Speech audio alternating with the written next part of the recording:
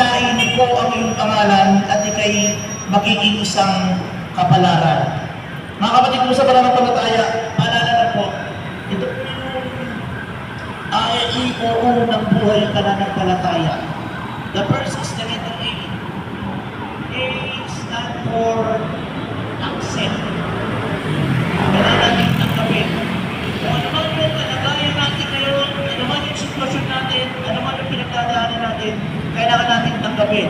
Kung nabaon tayo sa Lord, accept natin. Kung may problema sa mag-asawa, sa pamilya, accept natin. Kung may pinagdadaanan ng depresyon o stress, kailangan mo munang ma-accept. Bakit? Sapagkat hindi ka makakausay doon sa pangalawa. Kasi it's what you call the letter E for evaluate. Ano ito evaluate? Pag-aralan natin. Ano ba nangyari? Bakit nagkaroon ng problema? Bakit may problema sa pamilya? Nagka-problema sa financial? Baka masyado kang naloon o magkaroon ka ng problema sa iba't ibang bagay. Evaluate. That is what you call the letter I. Improve the situation.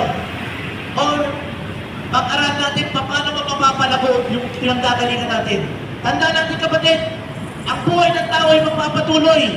Kahit anong iyak natin, kahit anong ito natin, kahit anong pinagdadaan natin, ang mundo ay malupit.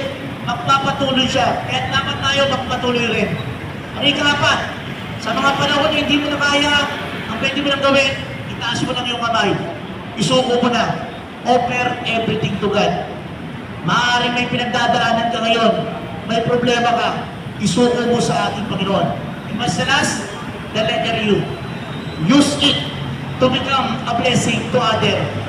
Hayaan mo yung test mo maging testimony pagdating ng panahon.